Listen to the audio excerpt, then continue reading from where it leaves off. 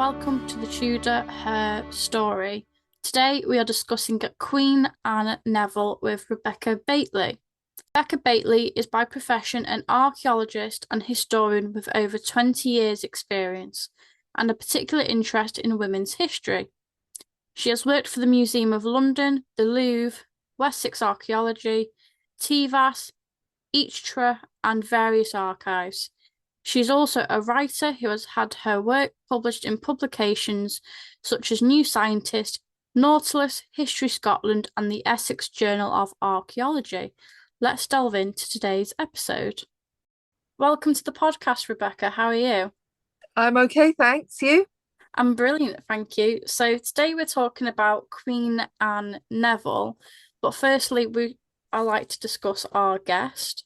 So firstly, what first drew you to history? That's a difficult question to answer. I've never not been interested in history.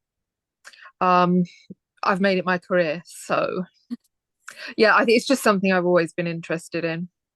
Were you always interested in the medieval period, or did that come at a certain time in your life? I I'm always been particularly interested in women's history. Be that medieval, 19th century, ancient world history. Um, yeah, women's history is what really does interest me because their stories are so often hidden and eclipsed by that of the men in their lives. Yeah. What was it about Anne Neville that made her so interesting that you wanted to write a book about her as well? Again, I think just that she's overlooked. And there has been so much publicity recently about Richard III, his guilt or innocence in certain matters. I'm not touching that. Um, in fact, I do try to avoid that in the book as much as I possibly can. Um, I thought, yes, and we know less about Anne Neville than we do any other Queen Consort of England, really. She is incredibly difficult to track down because the sources simply don't exist. Um, so I thought I'd just give it a go and see how far I could get. I mean, she certainly is an overlooked figure, and obviously she was a Queen of England, but I think maybe it's because she was Queen for 2 years. Is she just not seen as important? I think it's literally that she was just completely overshadowed by the men in her lives. Her father and her second husband are such larger than life figures. I mean, most people don't even know that she did, in fact, have two husbands.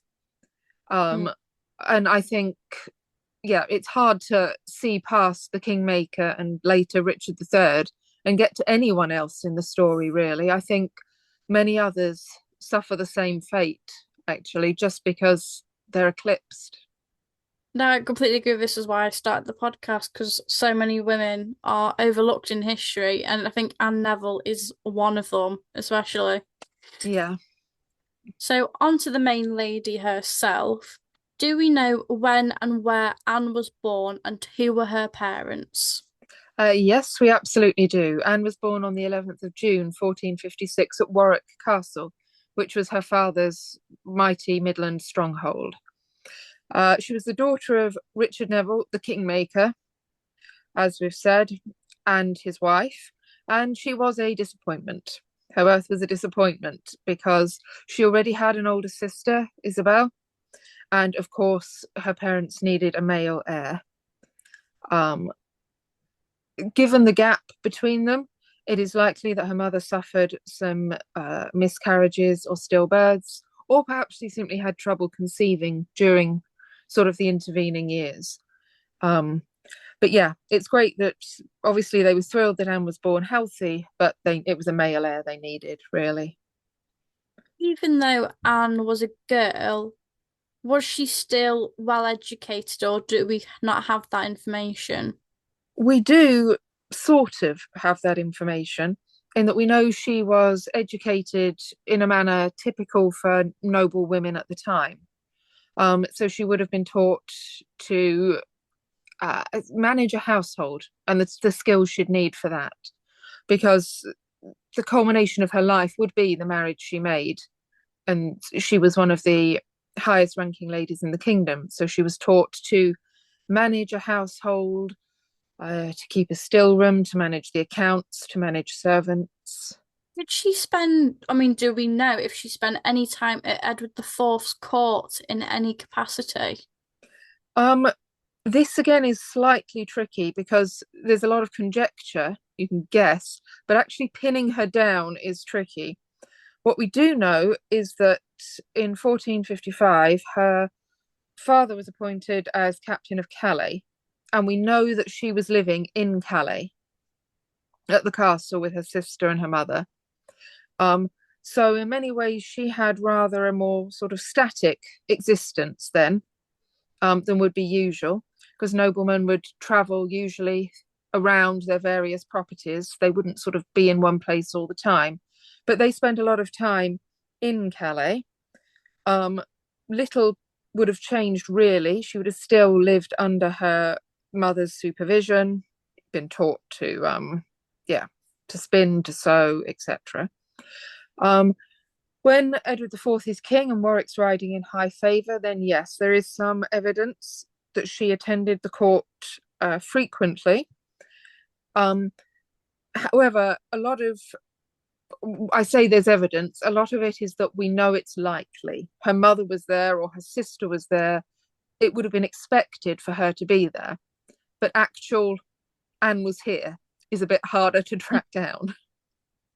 We know that Anne's father, after Edward the Fourth marries Elizabeth Woodville, starts to get a bit frustrated in the court and is a few grumblings, shall we say. Yeah, just a few.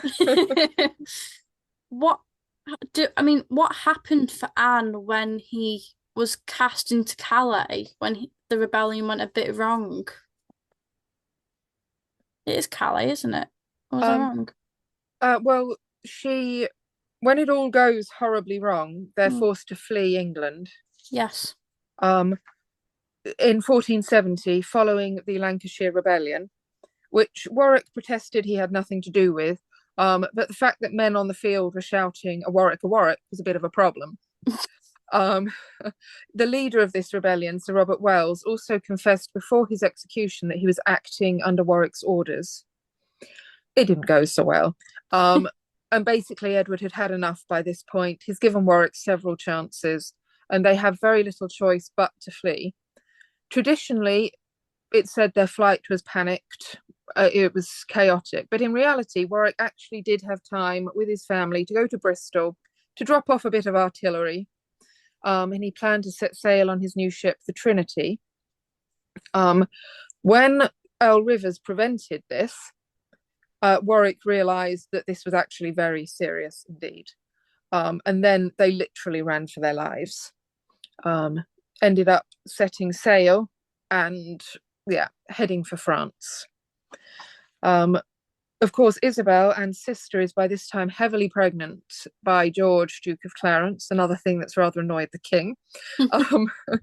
And she goes into labour during the crossing in what must have been truly horrific circumstances. And her child is either stillborn or dies shortly after birth. Eventually, they do land in France, in the lands of Louis XI, but he can only offer shelter to the women. His treaty with Burgundy at this time prevents him from openly helping Warwick. But he's rather a wily operator. Yeah. When they get to France, what pact does Warwick make with a certain Lancastrian queen? Yeah, basically, Louis helps to broker an alliance, if you like, between Warwick and Margaret of Anjou. Margaret is not, understandably, thrilled about this. She forces Warwick to kneel before her at Angers Cathedral for at least 20 minutes and swear an oath upon a fragment of the Holy Cross that he is not going to betray her.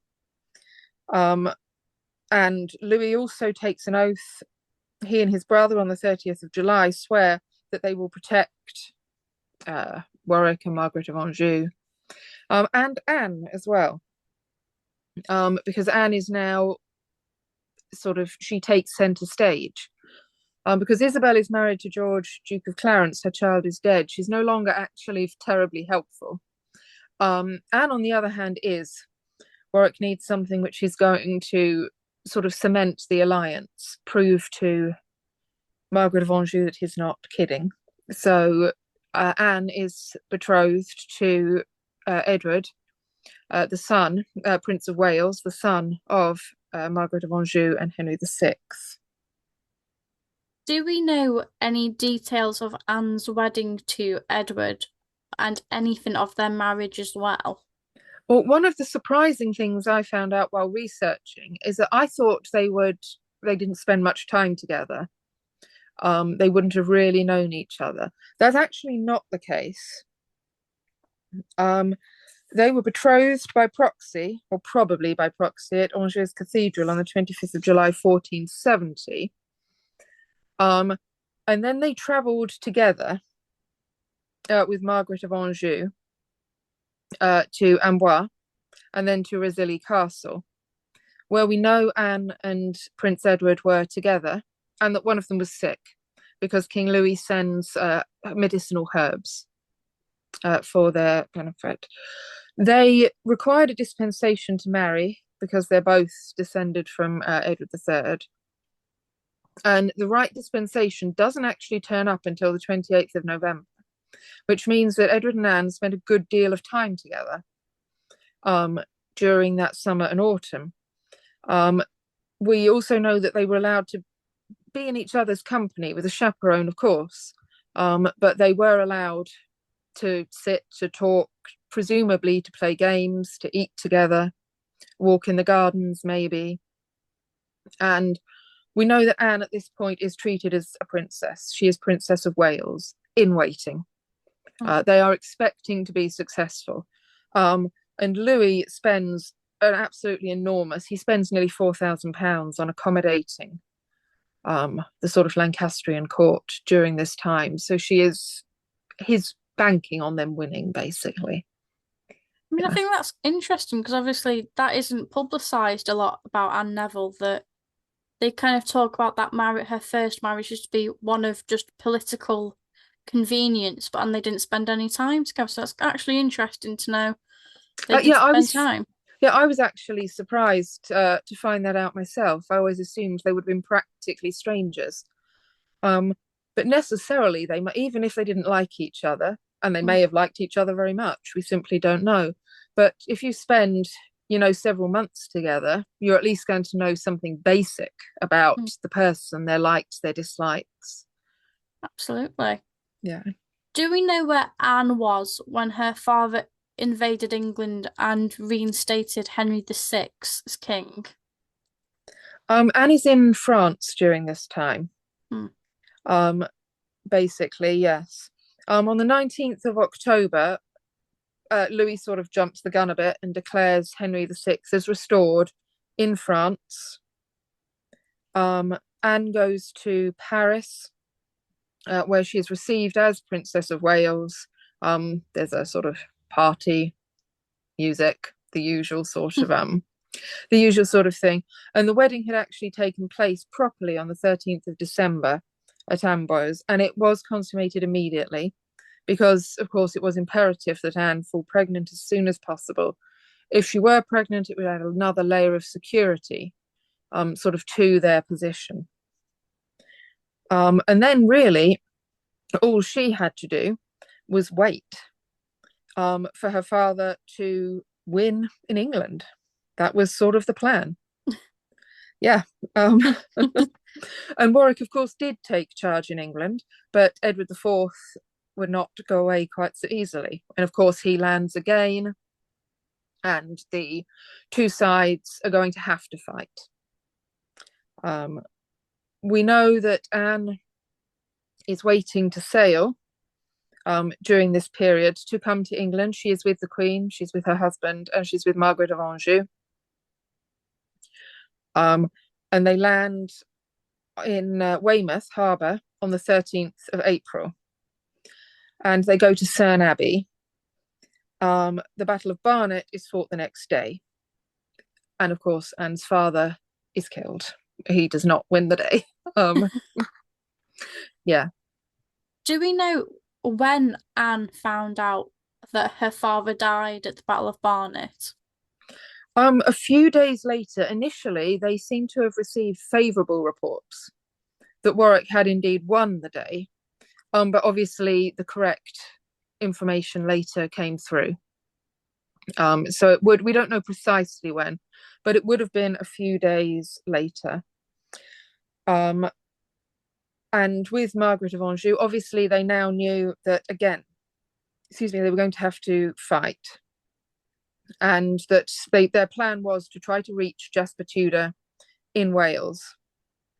Anne, we know, travelled with the Royal Lancastrian party to Exeter, and from there they were attempting to get into Wales. The arrival chronicle of Edward IV now tells us that this is actually one of the earliest instances where Anne really sort of leaps from the pages. The arrival tells us that the royal women, including Anne, make a bit of a daring ride, basically towards Tewkesbury. They're trying to cross the river. They don't make it. They end up close to Tewkesbury, with the forces of Edward obviously closing in. What happened to Anne when her husband was killed as well? Well, after the Battle of Tewkesbury, um, Anne is with Margaret of Anjou, and they are taken into custody. She's not held in the same way as Margaret of Anjou. Instead, she is placed into her sister's care and the care of her brother-in-law, George, Duke of Clarence, who is now back on Edward's side yet again.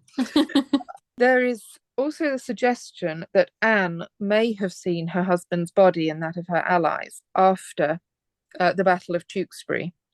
The arrival, again, tells us that she and Margaret were taken to Tewkesbury, where they basically couldn't have avoided seeing the quartered bodies of their allies on display. They were to be presented to the king, although whether they were or not, again, is open to debate. And whether she saw her husband's body or not is also open to debate. Some sources say she definitely did, some say she didn't. But either way, it would have been a particularly horrific experience. The only thing we know she didn't do was attend a church service in honor of her husband, because it wouldn't have been possible. The church was deconsecrated then on account of the violence. So there were no services to attend. But I also found that quite interesting, again, quite unexpected. And the idea that she was personally exposed to something so horrible. We think of women being very remote sometimes in the Wars of the Roses, especially royal women. And I think, I don't know whether she did see him or not, but she certainly wasn't shielded from the violence. And of course, those killed at Tewkesbury were those men and women she had grown up with. She would have known them. So yeah, it's quite a sort of immediate episode, I think, in her life. Does the sources tell us how she was treated once she was put into the care of her brother-in-law? Was she treated fairly? Well, this is where the legend goes that she was kept as a maid and forced to work in the kitchens. This is absolutely not the case. She is, however, extremely difficult to trace. We know she spent time in their household, primarily at Cold Harbour, which was a house in London, near to modern-day Cannon Street Station. She was not treated as a servant or anything like that, obviously, but she was kept out of view. Hence, she is incredibly difficult to trace. There's basically no references to her during this period. The reason is really that Clarence wants control of her person and her inheritance, more importantly. Yes. So I don't think there's any evidence she is treated badly, but she is kept away, if you like. She's just sort of left to live quietly in her sister's household, probably. And we have to remember she is still very, very young. How old would she have been at this time? At this time, just 15 or 16. Oh, crap. That is very young. Yeah, she is very young. But she's obviously very experienced as well by this point in court life, and the politics of the era. Do we know when Richard, Duke of Gloucester at the time, showed interest in Anne Neville? The simple answer to this is no, no, not really. The details are all extremely fuzzy during this period. It is clear that Richard wants to marry her. It's equally clear that Anne had previously tried to press her claim for her inheritance at the court, and this was denied to her. She was to stay in Clarence's household. At some point, her and Richard, and we have no idea how, reached an agreement whereby he would take her from Clarence's custody, take her to a place of sanctuary, and then later marry her. Anne was taken from Clarence's care sometime before the 16th of February 1472. Whether she snuck out, whether she bribed her way out, whether she simply walked out, we have no idea. And we do know that Richard took her straight to the sanctuary in the College of St. Martin le Grand in London, which incidentally was known as a refuge for thieves and murderers. So it probably wasn't the best. But Richard could not take her straight into his household. To do so would lay him open. He would be accused of rape and abduction. Anne had to be free of anyone's guardianship and out of their house, for her to be able to choose to marry him and, crucially, get her inheritance. A lot of people would like to cast Richard and Anne as a love story, and maybe they were. I'm not saying they weren't. What is clear, though, from reading the court documents and the various sort of legal evidence that is flying back and forth, is that Clarence didn't want Anne. He wanted her inheritance. So he said, fine, you can take Anne, but I'll keep the inheritance, and we'll leave it at that. Richard did not want Anne without her inheritance. He wanted them both, ideally, but he wouldn't take Anne without her inheritance. So, I mean, obviously in the politics sort of the time this doesn't necessarily mean he didn't care for her. But it does mean that I think at least his initial motives were more political and financial, shall we say, than anything else. Do we know when Anne and Richard got married and where? No, we don't. We do know that it is likely that they married sometime in the summer of 1472. This is likely, but it's not certain. The first certain reference to them being married isn't until June 1474. That's the first time that it can be said for absolutely for certain that they were husband and wife. Do we know anything of their marriage? And if we do we know if it was at least happy? We know nothing about their personal interactions really at all. We can't hazard a guess at their feelings. We know that Anne went to Middleham, Richard's stronghold in the north, and she assumed there the life of a great duchess, which is what she had been born to do. While she's there, she makes various religious grants. She sends sort of letters. She's in communication with the monks at Durham, and she has a son. His date of birth is not known either, I'm afraid. It's likely, the most likely date for the birth of Edward of Middleham is 1476, but it is not certain until July of 1477 when he appears as in a document as being as Duke of Salisbury. So did Anne spend the majority of her time in Middleham, would you say? Yes, as far as we can tell, yeah. It is extremely difficult to pinpoint her during this period because you can only really go by the grants, anything she's mentioned in, few household accounts, that sort of thing. So yes, it's likely that she spent the majority of her time as Duchess up at Middleham. We know that Edward IV dies in April 1483, and Anne's husband, Richard, becomes the Lord Protector of England. We know that things changed ever so slightly between April and July. Where was Anne during all of this, or do we not know? Anne was at Middleham for most of this period. We know this because she later travels south to London, and there are references to her being in the north. What she knew of events, whether Richard confided in her, whether he communicated with her, whether he asked her opinion, whether she was as ambitious as he was, absolutely no idea. There is no evidence for any of this. In fact, there is no evidence that Anne had any sort of pre-warning or inclination. It's simply not possible to tell. In the same way that in the book I make, as I mentioned earlier, I make a conscious effort to sidestep the issues surrounding Richard and his acquiring the throne.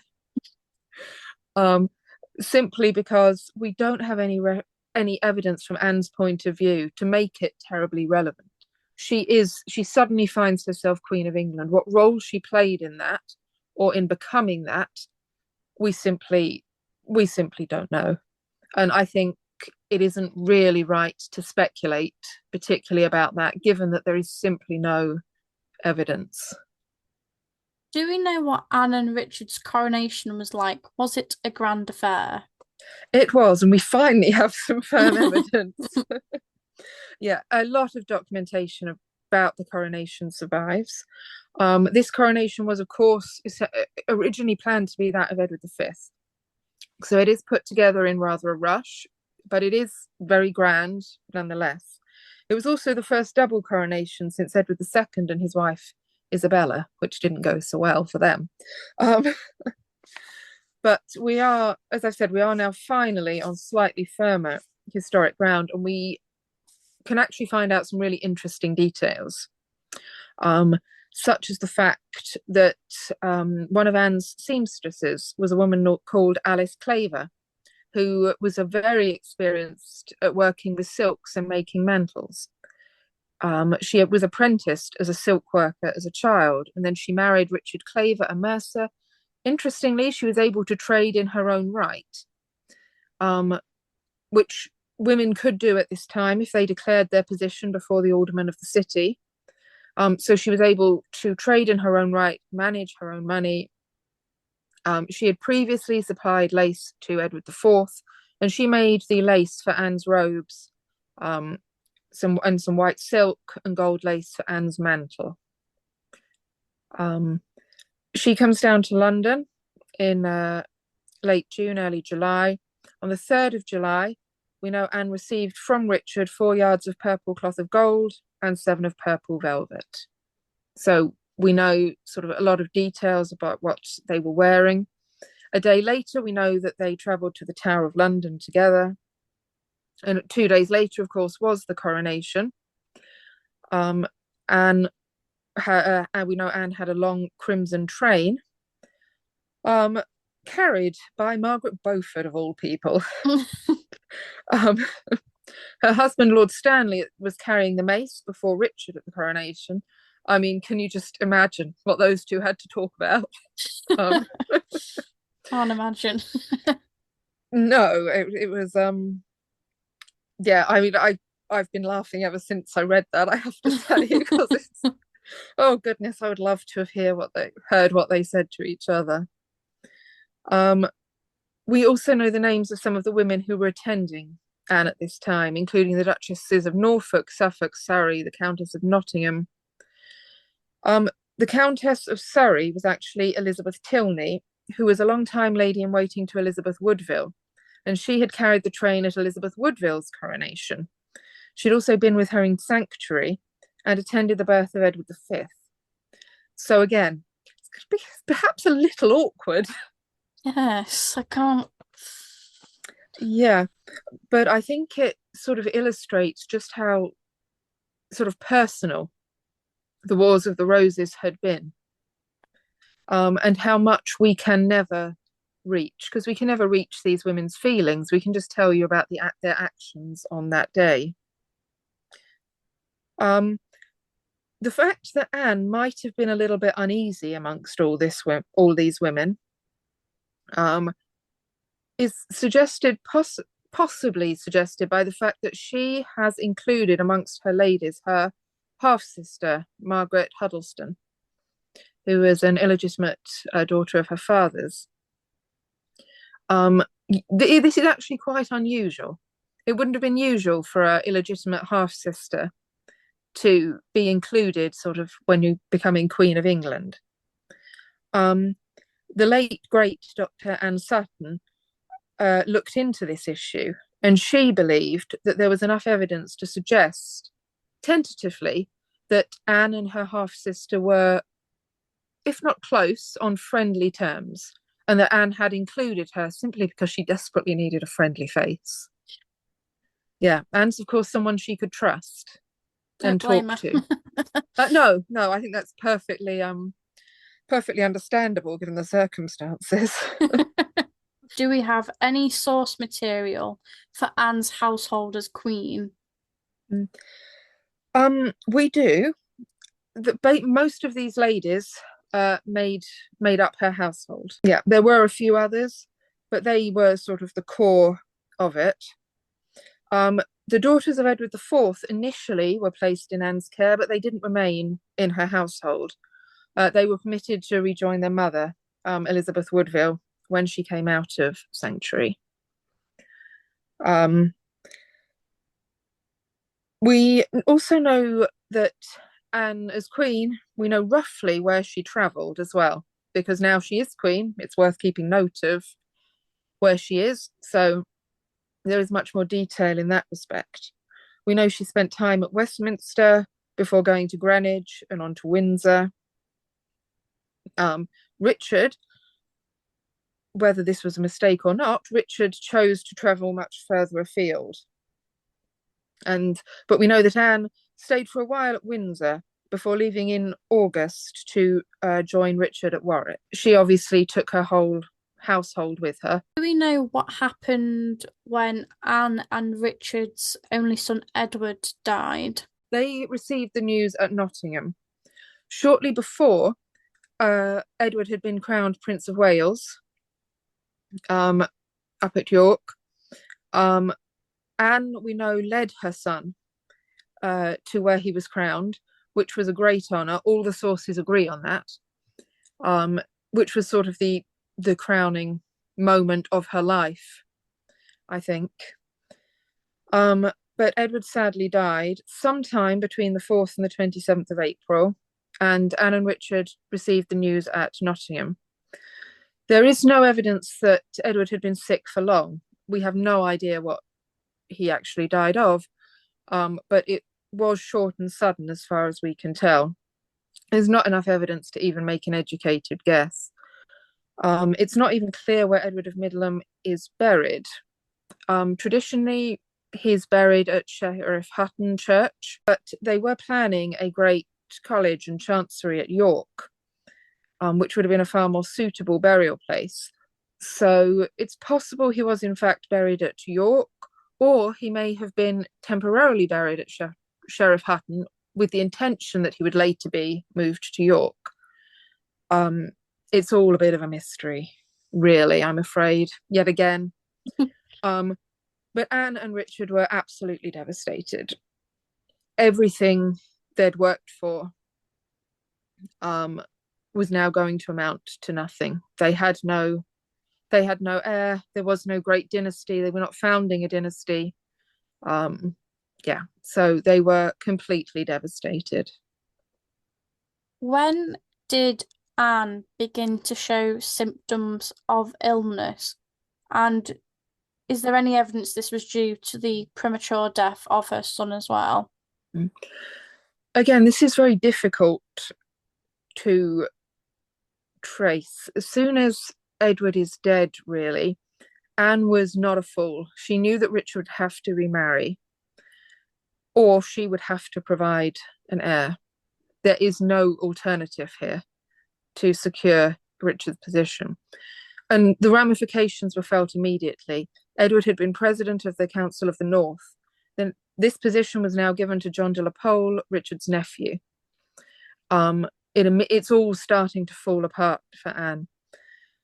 She Traditionally, it's been said she suffered from poor health. This does not appear to have been the case.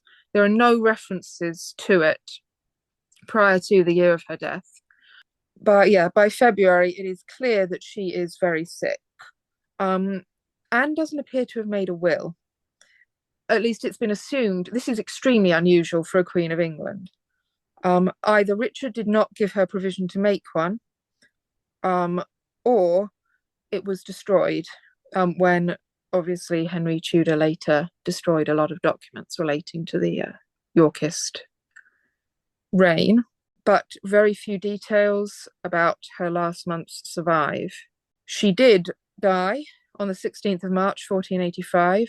There was an eclipse that day, a bad omen in the medieval period, and her last few months had not been happy ones. There are rumours abounding that Richard was planning to remarry, and indeed he was. He was considering his options. The most scandalous, of course, is that he was planning to replace her with her niece, Elizabeth of York. The evidence for this is problematic. It's much more likely he would have been looking perhaps for a foreign bride or casting his net wider, but it is a possibility. And the reality is that these rumours would have reached Anne's ears. Richard is forced to publicly deny this. So she's not going to spend a happy last few months, I think. When Anne did sadly die on the 16th of March, do we know what was Richard's reaction? Not really. Richard has truly got his hands full. There are references to grief. There would be, regardless of his reaction, if that makes sense. Right. The only thing we have is a sort of a very formal mention of it. Pretty soon there are rumours that perhaps he poisoned his wife. So to get to his true feelings is nearly impossible, I'm afraid. It's very difficult to even speculate, because you don't really want to do him a disservice, but there's no way of knowing which way he might have gone with this. So No, it is hard. I think it's hard, especially when you're writing a biography, to put what if it was historical fiction, you could probably imagine the whole scene. Because it's a biography, it's quite hard to not dissuade from what you've got in front of you. yeah, I mean, I have my own opinions and my own theories, but that's not really relevant to historical fact. We do know that no details or herald account of her funeral survives, which again is very unusual for a Queen of England. But Richard did have his hands full, and it is likely that these records were casualties of the later Tudor regime. Just because there's no evidence that he didn't take great care doesn't mean doesn't mean that he didn't. Yes. It simply means the evidence hasn't survived. Anne is buried in Westminster Abbey, but it's not clear why. Richard III seems to have planned to be buried in the north, in the Chantry Chapel at York that he had planned. Excuse me, presumably along with their son as well. You can speculate again here. One thought is that Richard knew he would have to remarry, so perhaps he was going to bury Anne in Westminster Abbey and share his York burial place with his new wife, mother, hopefully, of his male heir. Or he may simply have wanted to give her a burial sort of fitting for a queen. I mean, possibly. I think as well. I mean, it's just only my opinion. If there were documents surviving of Richard's kindness towards his wife and her death. I feel certain Tudors might have got rid of that if they wanted him to look the evil uncle. Definitely, yes. Although it would have been very unusual altogether for such personal documents to exist. Um, but you're right in saying that there's not actually a lot we can even infer Mm. from here. And there are certainly a lot of gaps in the historical evidence. Do you believe Anne left a legacy? I think that's difficult to say. Possibly not really, because her son died. Um, Richard obviously does not long survive her. He's killed at Bosworth in August 1485. Um, Bravely, but he still died. So that sort of capped off their story and their lives. There's not a huge amount of success or legacy here, I guess. And there's not things like the Chantry Chapel they planned, the great sort of religious building works that they planned to do at Middleham, things like that, never came to fruition because Richard died. It was a very short reign. I mean, Anne was queen for just 22 months. Um, so sadly, I think probably not. Mm. There's not. I mean, I think the lack of evidence really sort of speaks to that as well. There's not much tangible you can find really to do with Anne. I suppose one sort of legacy could be that it seems she commissioned the Beauchamp or Beecham, however you want to pronounce it, pageant, um, which obviously survives to this day and was a biography of Richard Beauchamp, her grandfather. It's not certain Anne commissioned this again, but it does seem likely, Mm. given the dates. But so if she did, that's a sort of legacy of sorts, I guess. No, absolutely. And I mean, I find Anne Neville very interesting with the limited information we have. And I think she's an enigma because there is so much little surviving. And you do want to know where is she in this big period? Where is she in that little bit? And it is hard, but you've filled in a few gaps that not many people I think would know either. Yeah, well, I hope so. I hope, as I said, I've tried to trace her as accurately as I can without making any suppositions. And obviously, if you did make suppositions about the guilt or innocence, for example, of her husband, Richard, then you could theorize about aspects of her character, her feelings. But I don't think that's history. I think then you're moving into the realms of historical fiction, which while I love to read it, it's not history. So it was quite frustrating. So you're constrained by so few facts. It was very tempting to go off on a tangent, but I hope I resisted. Before I let you go, I like to ask my guests five fun Tudor questions, but I have made them a little bit more generic in case you love any and every period of history. So, firstly, have you got a history pet peeve? Yeah, it's that women tend to only be remembered for who they loved or who loved them. Really, really annoying. No, it's incredibly frustrating and it's too common. Yeah, it's like Elizabeth the First. I'm sure more ink has been spilt on whether or not she loved Robert Dudley and they slept together. On the strategy of her early reign. It's really really very annoying. It's ridiculous as well. It's so ridiculous. It really is. Have you got a favorite historical building? I would, so many to choose from, but I'd probably say Castleacre Priory, up in Norfolk. What is Castleacre Priory? What's the history?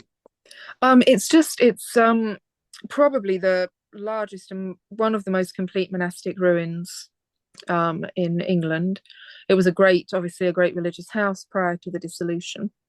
It's just really fascinating to walk around, and enough of it survives that you can really picture the monks going about their day-to-day life. Have you got a favourite historical book? It can be fiction or non-fiction. This is really difficult to answer. Um, I would probably say a historical fiction and Catherine by Anya Seton, which I'm sure a lot of people say. But it was sort of the first real historical fiction book I read, bringing to life Catherine Swynford, John of Gaunt, the whole sort of court. I loved it when I first read it as a teenager, and I love it now. So, Have you got a favourite historical film? um, not really. Sorry, I No. don't really watch films. I'm not a big fan. um, No, that's absolutely fine. No, no. Have you got a favourite history fact? yeah, this is one is a bit of a it's a bit of a more modern one. But a favourite historical fact is that Lily Maxwell was the first woman to legally vote in 1867, thanks to a legal loophole. And very few people know that because they obviously assume it was later. I mean, that's very interesting, and loopholes forever get us women the vote. Yes, I mean the loophole was pretty quickly closed afterwards, but she did vote. So the first woman to vote was Lily Maxwell, way back in 1867. Thank you so much for coming on today. It's been a pleasure to speak to you and learn more about Anne Neville. You're very welcome. Thanks for having me. If you enjoyed this episode and you loved all the others, please take the time to rate and review the show.